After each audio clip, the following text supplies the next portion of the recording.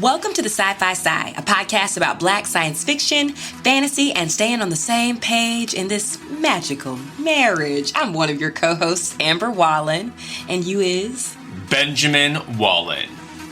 Nice. Greetings, Benjamin. Before we get started today on episode 15, it's been 15 weeks and I haven't killed Ben. Phenomenal. I just want to thank everyone listening out there and also urge you to leave a rating on Apple Podcasts. It would mean a lot to us if you've been listening, hanging in there with us all these weeks. Stop by Apple Podcasts and leave a rating because that's how we're going to spread the good news about Black science fiction and fantasy. And more importantly, ourselves. Spread the good news about We are more important than the genre of Black science fiction and fantasy? Probably, yeah. No, we're not. Not at all, but anyway, leave a rating, show us some love that way. So let's get into today's episode. It's episode 15. We read The Deep by Rivers Solomon. And I just want to say this is my favorite read of 2020. Like before, after, during the podcast, this is going to be the book to beat. I just want to name that off the top. It's also a collaborative piece, so it's written by Rivers Solomon, but it's based off a song by Clipping Period, which is made up of Daveed Diggs, William Hutson, and Jonathan Snipes. So it's this collaboration based off of a song they did called The Deep. I love it. I mean, Daveed Diggs could read me to sleep every single night. And he does read the audiobook. Yes, he does. And it was so nice. We know his voice so intimately from Hamilton, but it was really great, him reading and doing the different voices. I completely cast everybody in the book already based on how well he read it and how well it was written. See, I don't think this would translate very nicely to a film or a Netflix show. I think it sits very nicely as a song and a novella. So why do we have to gluttonize and make everything into a TV show or a film? In my mind, it seems that books aren't published nowadays unless they receive some sort of ability to be transferred to a film, which annoys me because it restricts your ability to play with narrative structures that can only work in short story or novella form. So I hope it stays as a novella so people just read the novella and get that full experience, personally for me. I 1000% disagree. I have to, as an actor, I'm always like, oh, this is who I could play, or this is who somebody that looks like me could play. So I'm all about this novella jumping from the page to the screen and then hiring just like full crews of Black hairstylists and makeup artists and producers and cinematographers and just expanding this world of Afro mermaidism is what I'm calling it. Afro mermaid is like, one, my next tattoo, two, if I could get plastic surgery to do anything, it would to be a mermaid. I need to be a mermaid after reading this book. Sure. So for our listeners, this is a mermaid story. Yes. We didn't say that. So yes, it is a mermaid story, and sort of just some backgrounds on mermaids. My first experience with mermaids were The Little Mermaid. Oh, damn it. That was I was really hoping you saw a mermaid as a child or something. Or like what you thought you saw was a mermaid or something. Nope, they don't exist. I don't believe Even that. though Animal Planet produced a fake documentary in 2013 about what mermaids would look like if they evolved, if there were two streams of human descendants, one evolved on land, one evolved on the sea. And Animal Planet, which is known for making straight documentaries, got like all these phone calls because people actually believed that this was true. So they made it was a mockumentary basically. But I believe that mermaids are real. I don't care what you say. Well, going back to The Little Mermaid, I remember I was at my friend David's house. Maybe I was 9 or 8. And this was the first time I saw someone with a bikini, I think. The Little Mermaid? Or recognize that it was a bikini. That makes sense. Or like sexualized. This was like the first sexualization. And I remember saying I wanted to watch it, and my friend David was like, "That's for girls." And I was like, I still want to watch it. You want to see them titties and them clams. But it was also pretty cool and violent at the end where Prince Eric rams... Oh, I forgot about that. He rams his stick, his penetration stick, into Ursula, into her stomach. It's actually, now that I'm saying it, it's pretty sexual. Really? Yeah. I mean, do you remember Ursula... when he, like, turns the ship and it, like, penetrates inside her? That's how he kills Ursula, when she grows into that monster I didn't giant. remember because I was such a fan of Ursula's that I probably tried to black out her death. Because she's one of the best Disney villains, like, full drag queen. She's iconic. So I think I blocked her death out of my mind for that reason. But yes, I too, that was my very first experience with mermaids. What else you got? Or Peter Pan. Yes. Remember Peter Pan? Those mermaids were complete, what's the term? Bitches? Opinionated, maybe? No, they were terrible to Wendy. You remember they, like, grab her hair and, like, slam her to the ground? Yeah, they were mean because they were jealous. There's this whole thing about Peter Pan where, like, everybody just wanted Peter. It's like Tinkerbell just wanted Peter's attention. So the mermaids just wanted Peter's attention. The Lost Boys. Like, Peter is just that bitch in that story. So everybody else is either, like, crazy jealous or completely in love with him. Like, he's okay. Also, all the stories we were mentioning associates merfolk as hypersexualized and related to some sort of sex. And which makes me think of a story both of us read recently by Jamie Go, which is called The Freedom of the Shifting Seas. Mm-hmm. And it is about a certain kind of merfolk that's like half human, half bobbit worm. And bobbit worms are these kinds of decapitating worms that can grow to like 10 feet long. And there is this like really fucked up mermaid cunnilingus sing.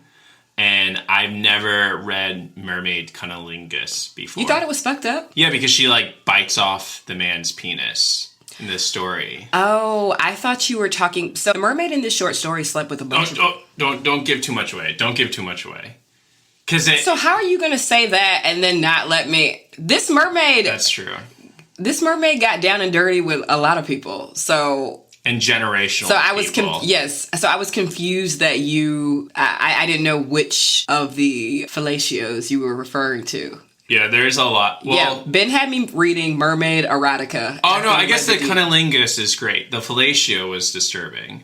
Yes. Sorry. You got your genitals mixed up. My genital pleasuring terms mixed up. Of Mermaid Erotica. I did not know how much I loved mermaid stories though. Same. Because I loved that short story by Jamie Go, which is anthologized in Nisi Shaw's New Sons, which just won the World Fantasy Award for Best Collection, I believe. So definitely go check that out. I love that story, and I also loved The Deep, which also has a love story as well. Tell the good folks at home what The Deep is about, without any spoilers. Yeah, so, well, we're definitely going to get into spoilers. For right now, don't spoil, and then we'll give a spoiler alert later. Right. So, the whole premise of this story is that descendants of pregnant African slave women who are thrown overboard by slave owners are turned into Wajinru, which is another term for mermaids. And so this experience is an extremely painful experience. So these merfolk, or these Wajinru, end up choosing one Wajinru, which they call a historian, to hold all the memories of this past traumatic experience. And the story centers on one historian, Yetu, who experiences quite literally secondary trauma because she holds all this memory of slave women being thrown overboard and all the experiences that entail. And when she tries to explain this to other Wajinru, she's gaslighted, saying the memories can't be that bad because all the other Wajinru can just live about peacefully in their underwater cities without having to remember this terrible traumatic origin story.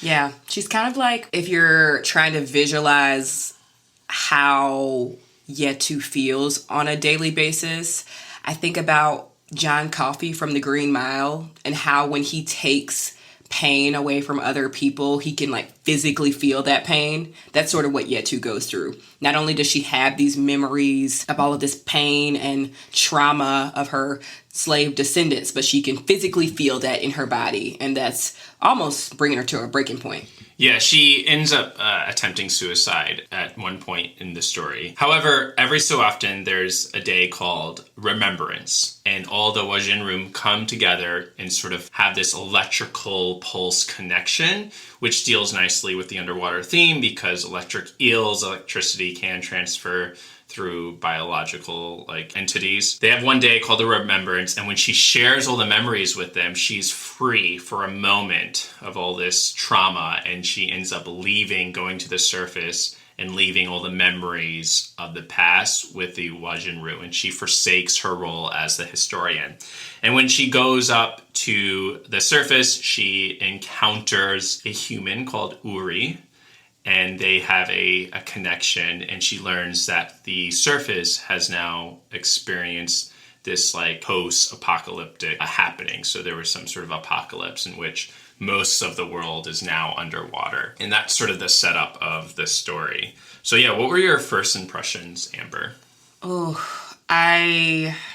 As you already know, this is one of my favorite books that we've read this year. But beyond that, and I'm sure you experienced this as well, I went back and forth between hating Yetu and really deeply sympathizing with her. Because, as Ben mentioned, this remembrance was only supposed to happen once a year, where all of the other Wajinru, this tribe of mermaids, are feeling this pain and the trauma of remembering the history. And that's supposed to last a day or two, and Yetu leaves an entire tribe, her entire community, in this painful trance for weeks. When they're in this trance, they are very vulnerable to other dangers in the sea. So past the Wajinru tribe having to go through the physical pain of re-seeing these images and reliving these experiences, they're also now exposed to the entire ocean. So I remember feeling very disappointed in her for leaving them so vulnerable. And I was like, Yetu, what's your game plan here? Because if you go back, your entire community and tribe are potentially dead and eaten by sharks because they are hypnotized, essentially. So I remember you had complicated feelings about I had very Yetu. complicated feelings about Yetu. I could understand because I know she was a younger mermaid, and I really, in and out of the book, I didn't share this with you, but in and out of the book, I was trying to simulate how she felt in my brain.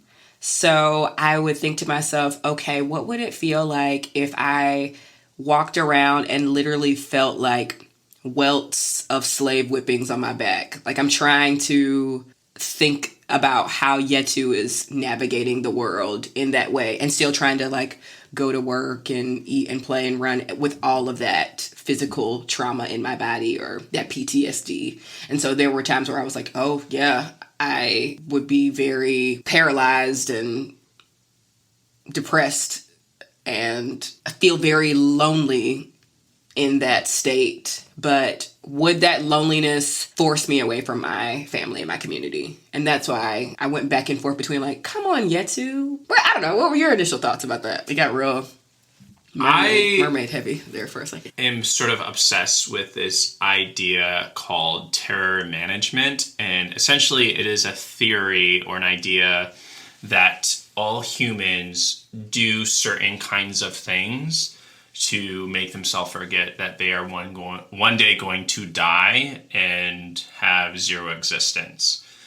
And so it's all a process of making ourselves forget that fact that we are going to die someday. And that ultimate terror is so overwhelming that it would be paralyzing. So we go through a process called terror management, and we do things to make us forget. So I really thought, and this book does a really great job of making you think about, do you want to remember or do you want to forget? And what is the benefits of both? So, and that could be anything. Do you want to remember that your own mortality and that you're going to die, or you want to just push away that meditation and, for me, play video games or read or focus in your work and try to push away all the facts that you are going to die. Or maybe you've committed some egregious harm towards another, and do you want to face the harm that you've caused, or do you want to put away, forget? And sort of that is the struggle that Yetu faces. So that sort of that was my final impressions of the book, that powerful dichotomy of remembering and forgetting. I struggle with that because all of Yetu's memories weren't all pain. A lot of them were about how these African descendants learned to survive underwater and discovering. And when we talk about history, especially, Black American history, I know that our notion is to go right to pain and right to civil rights and right to 13th Amendment and all these things. But there's so much rich culture and history in that lineage as well, like full ass renaissances.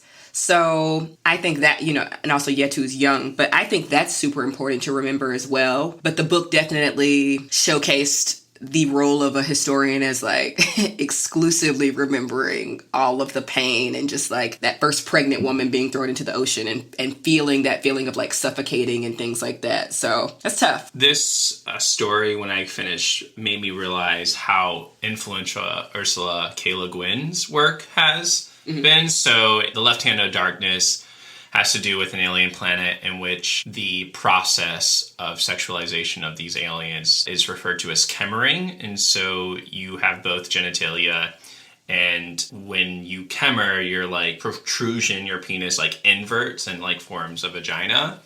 And it made me think of that because the merfolk, or the Wajinru. Yeah, you turned that page real hard. Yeah. The Wajinru don't have like one genitalia. They have all genitalia, and they don't have coupling. You would never say coupling when you're, having sex, because you can have up to 5 partners at once. Yeah. There's like mermaid orgies that's like referred to. Get ready for the mermaid orgies, people. Which, it sounds so crass saying that, but the way it's described is so matter of fact. So I remember thinking, Ursula K. Le Guin has a lot of influence on this story, whether intentionally or unintentionally. And then also she wrote a short story called The Ones Who Walk Away from Omelas. And so in this short story, which is absolutely it's one of the best short stories I've ever read. The idea is that one person receives all like the punishment and pain of the community, and then everyone else gets to live in like complete harmony. And it's really disturbing, which is sort of what Yetu experiences. And that builds on this other idea that I can't stop thinking about, is throughout both like indigenous cultures and like mainstream religions, is this idea of the sin eater. And the sin eater is someone who would consume all the sins of the people through this ritualistic feasting of like a nasty meal or something. That's sort of this idea where you sacrifice the one to save the many, which is what the story is basing in. And the conclusion of that is done really nicely in the deep.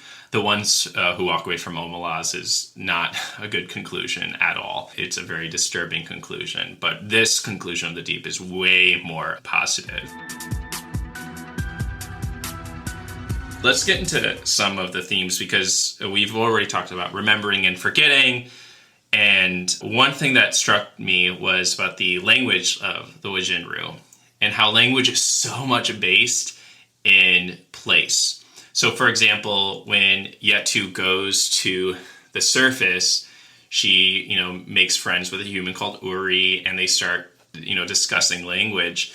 But it's funny how the descriptions of the humans are based in the language of the underwater. So you call them 2 legs, or you refer to humans as split fins. And when you describe their clothes, the analogies you use is like underwater. So you say clothes like a clam, who's encasing its like shell. Or when you describe a boat, you say a metal fish with a spinning tail with land dwellers inside it. So I thought that was land dwellers. Yeah, it was just so great, like how, and it reminded me how much my language is built into my sense of place. And even like someone from Chicago versus someone from New York, they're gonna pull analogies differently. Like if you're gonna right, and I told you that, like, I've been binging Great British Bake Off real hard, and just the way they describe things, and even their whole attitude when they fail at something is very different, or their camaraderie when another person wins something is very different than American culture.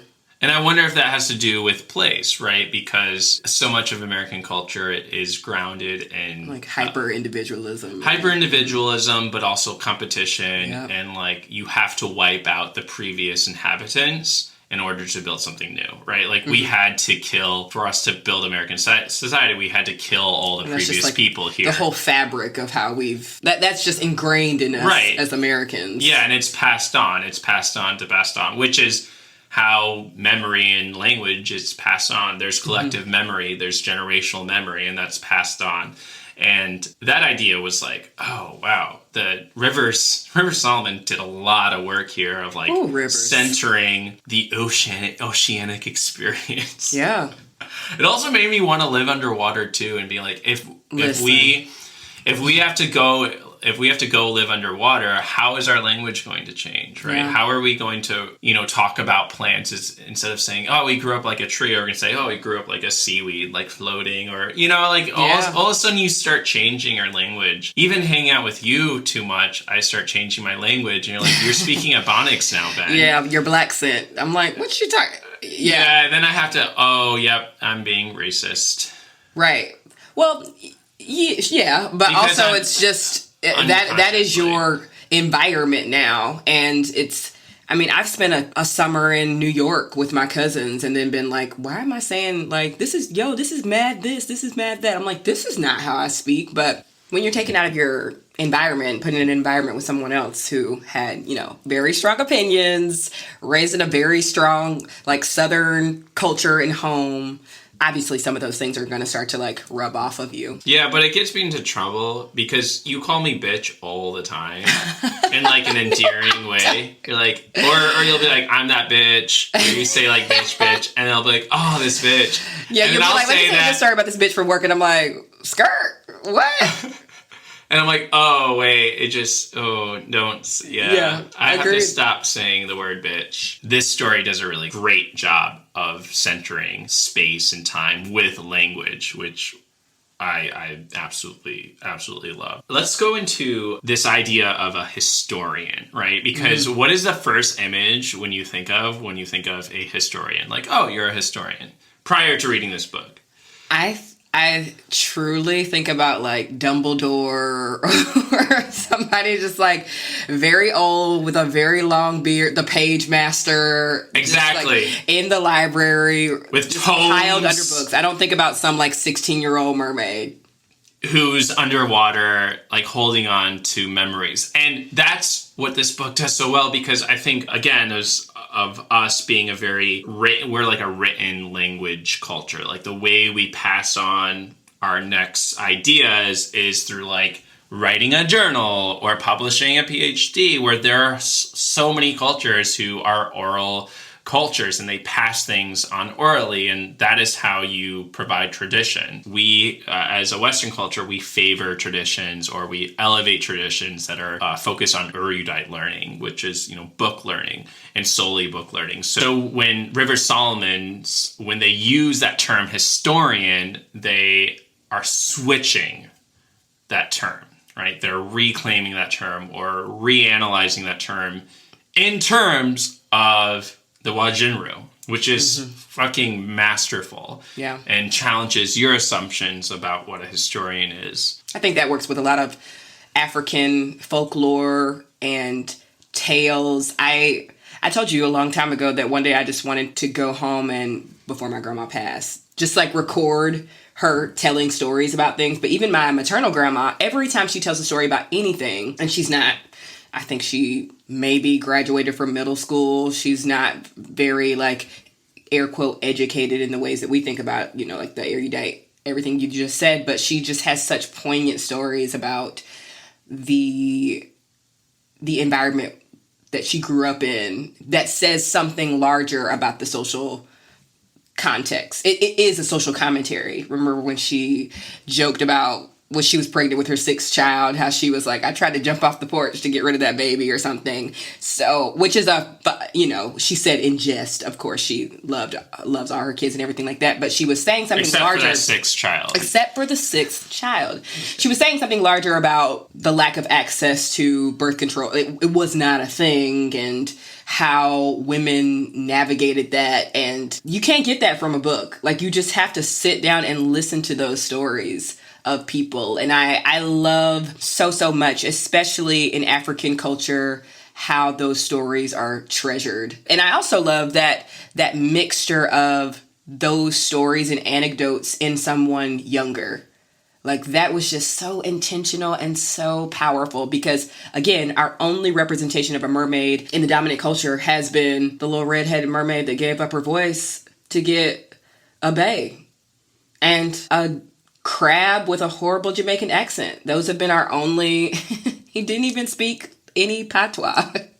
That's our only mermaid. That's all we get. It's shameful. And all Ariel wanted was a man, whereas all Yetu, the historian, wanted is to be free from these painful experiences and images, which is just so... That story has some substance to it. You know what I'm saying? For sure. And, well, it's not only she wants to be free, I think it's both and. So she wants to be free from that, but she wants to not be defined purely by the ancestors, which is something she vocalizes yet too. And by the way, we're saying she, but all the gender pronouns of the Wajinru are a mixture of like we, it's a collective, we or y'all, especially if you listen to the 5-minute clipping period song called The Deep. They constantly say y'all throughout the song because the way the Wajinru, especially the historians, understand self is through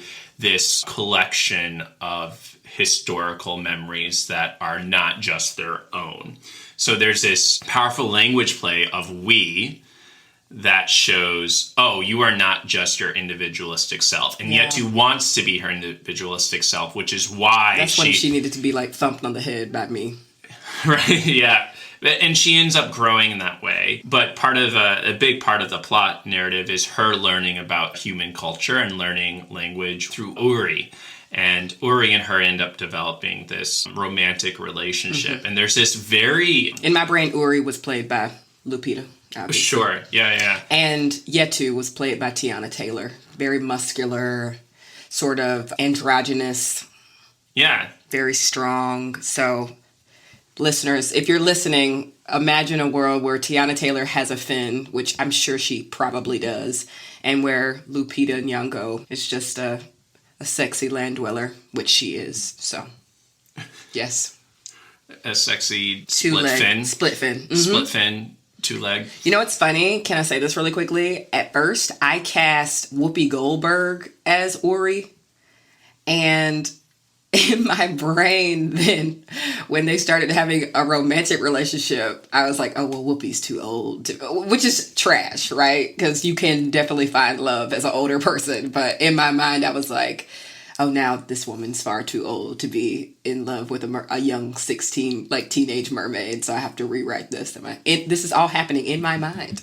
That's, you might want to sit with that, reflect on how you desexualize people over a certain age. Well, I wanted to, so I definitely desexualized Whoopi, which is trash, because I think that she's been desexualized so many times in mainstream media, 1. 2, it became problematic in my mind because she was so old, and then the teenager was a teen. So then I was like, oh, I don't want to be dealing with that age gap. So I was tossing and turning at night, is what I'm telling you, Ben.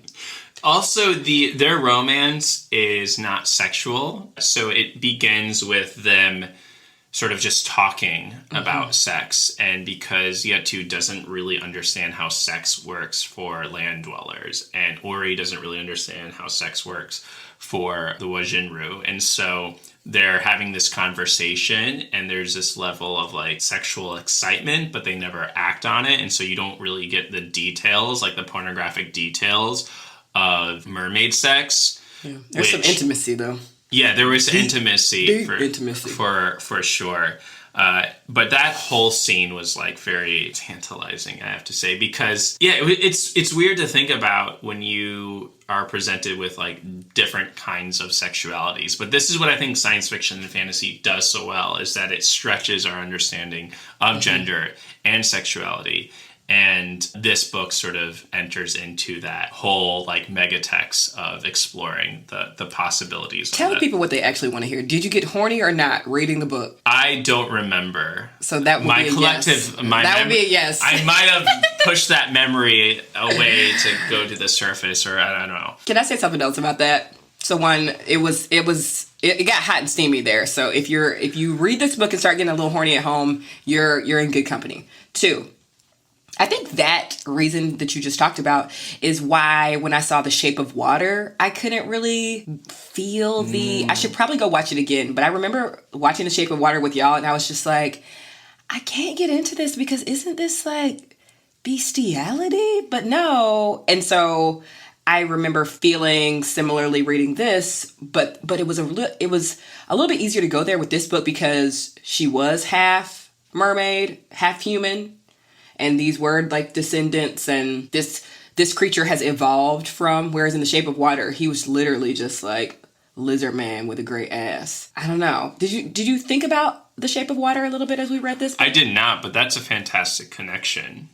How did you not? I was so concerned, like I said, with Ursula K. Le Guin's influence and also the thematic issue of a sin eater, or the thematic issue of a sacrificial lamb, of which Yetu is entering into. Like, she is the sacrificial lamb, and her being gaslighted by the other Wajinru about her pain not being as real. I was so concerned by the themes of that the sex part didn't strike me as much. Part of the reason is I had just recently read Jamie Go's story, which is super sexual. And this steps into a little bit of the sex, but doesn't give you like full details. Like, there's one moment where 2 other Wajinru have sex, and they say, oh, and we had sex. That was it. Yeah, it gives you just enough. Yeah, they don't really go into the details. They talk a little bit about like their fin sort of like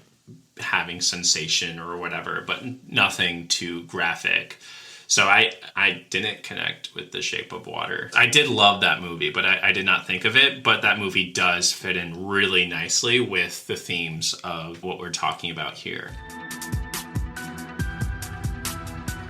The final theme I really want to talk about until we go into like more details of the characters is that the deep song by Clipping period focuses a lot on climate change and how we treat our oceans. And sort of a big plot point of this is that when Yetu rises to the surface, she sees that most of the world has been turned into like a water world. And that has happened because a previous historian called Basha united the Wajinru together in a response to airgun blasts, and that was searching for oil. And oil is a big part of the major plot turning point in this story. So, for example, there's this great description of oil without oil ever being said, where I think Basha says, below us, deep beneath the sand, there's a substance they crave, humans crave. It is their life force. They feast on it like blood. And that's referring to oil. And recently, during the Trump administration, they rolled back all these climate protections to keep our, whales and plankton safe, so that now oil companies can use these things called air guns, which you blast an incredible loud sound, and those waves go underneath the water floor, bounce up, and it's a way to find oil. But whenever that happens, when it's going down below, it destroys everything in its path. Anything from like whales to zooplankton, and it also fucks up their sonar, like intensely so.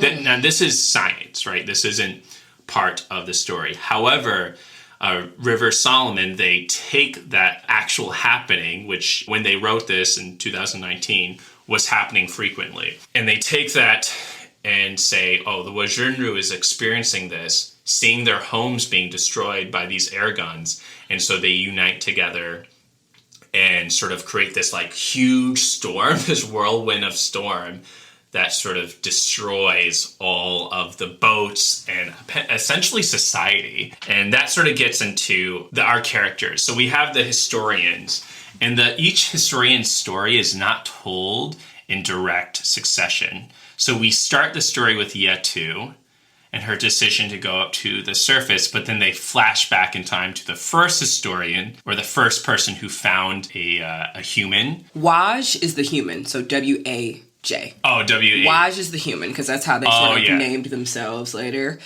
Waj the human called them Zoti Aleyu, which means strange fish. Strange. So Waj is a human and calls the first historian Zoti. And so we get the start of the historians. And the historians are sort of backstage. They don't have a lot of political power in the Wajinru until Basha comes along and says, actually, no, the historians should be the people who lead all the Wajinru. And Basha fights the queen of the Wajinru and like rips out their throat in this very violent scene. And then Basha hands off the historian role to Yetu. But the way those stories, and this is sort of a side, the way those stories are told are not in direct succession. So you have to go back and read them. Like, you don't get Basha's story until like chapter 8. And you're like, wait, how does this fit in? Because you've just been reading about Yetu, and you're like, oh, Yetu is coming after Basha, and Basha has united the Wajinru to sort of destroy all the danger that is brought by humans to the oceans. So those are the historians you have. And then you have Ori the human. And Ori's story at the end is really fascinating because Ori ends up being brought by Yetu to the Wajinru cities. And Ori doesn't turn into a Wajinru, but can now breathe underwater through some sort of mystical happenstance. And Ori is who reminds Yetu of what's important throughout the book as well, because Ori has lost all of her family that's been destroyed. She's the last of her tribe. So she is very jealous and disappointed that Yetu is like, yeah, I just gave up all my powers and all my history because I just want to live my life. And Ori's like, I would take any amount of pain to know the history and lived experiences of my ancestors. And this whole book is about finding community and belonging within yourself, within not succumbing to like physical abuse of your community, but learning how to find that balance between self and community, which was so incredible. Belonging is where loneliness ends. Belonging is where loneliness ends. And I just thought that was so, wow. The ending of the story is that amabas are essentially the term for mother or nurturer. And so Yetu's amaba is very critical of Yetu's fact that she doesn't want to be a historian. But Yetu goes back to her people, and all the other Wajinru are just shocked about the amount of trauma that Yetu has had to hold for these years and years as a historian. And so they say, we'll hold the pain together. And there's this beautiful moment in which your trauma doesn't need to be held only within you. And there's this release when you share or express need to not hold the trauma only on your own. And so they collectively hold the trauma, and that sort of ends the story, that there's this reconciliation between Yetu and the historian and the rest of her people. Let's get into some size. I mentioned one, like the time jumps were a little confusing. So that made me, I had to go back and read like Basha's story. Like, where did Basha's story fit in as a historian? Where did Zoti's story fit in as the historian? And then Yetu's story, which is the most of that. So that was confusing. You might have to read that, but it's a short enough book that you can reread the chapters. I have a sigh. Go for it. This sigh has nothing to do with the actual words, the actual story. One of the covers for The Deep, there's two covers for The Deep. One is this beautiful, we have it, it's like sort of like an African print, just awesome, vibrant splash of colors. And with a black face sort of on the left, yes. Yes. The other cover has like whales and one mermaid in the center of the cover, and the mermaid looks very whitewashed. The mermaid has, the floating long aerial hair. I think they were trying to make locks there, but if you look at it just very quickly, it looks like a white mermaid. And I remember my audiobook that I read alongside the regular book, the audiobook had that cover. So I remember being very confused about, we talked cover politics with P. Jelly Clark about why would this like racially ambiguous, like clearly not black mermaid be on the cover of this book when this whole book is about black Afro mermaids. That was just weird.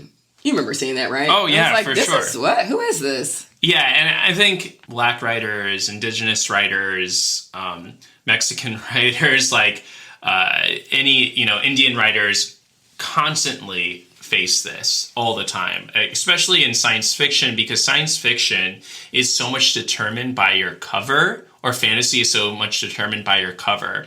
So if you're writing a fantasy novel or science fiction novel, you have to present a certain cover that clicks this, oh, this is science fiction, this is fantasy. And so you often do this like powerful cover. Well, let's say you had to please everybody. Just do the fin from the waist down. Yeah, I mean, belly button down. No, I'm just saying that this happens all the time. Right. I know what you're saying, but it was for like, science fiction. I feel like there was a way to tick the box for science fiction and fantasy without showing me a white mermaid. We've seen so many white mermaids. Yeah, I know. It cover politics. Finally, I just felt like the novella was too short, right? So they mentioned Wajinru. Perfect, darling. They mention Wajinru cities, but they only really focus on one city. They talk about these mud houses, but don't give you a lot of detail. And then I was wondering, is there like only one historian, or is there one historian for each city? Like that I felt like the world building, though I really appreciated the language part of it, I felt like the world building, the physicality of it was lacking some substance. So I could have done with like maybe, 30, 40 more pages. I thought it was perfect, the length of the book. I like being left wanting more. There's also this like really powerful moment of this transference of political power where there's this hierarchy of like kings and queens or whatever, but then that transfer of political power shifts to the historians. Like there's this guy, merfolk, Wajinru, he pronouns but referred to as queen. So that whole gender playing is really consistent throughout the entire story. But there's a character, Amju, who's the queen of the Wajinru, but is killed by the historian Basha. And there's this political transference that's done in one chapter, and it left me very confused. The Basha storyline was rushed. The political structures of the Wajinru, because they're there, and you know that they're there, but there's some lack of clarity in it. But other than that... So, Ben, I think it's time for you to warp up the show. In conclusion, I don't give a fuck about humans.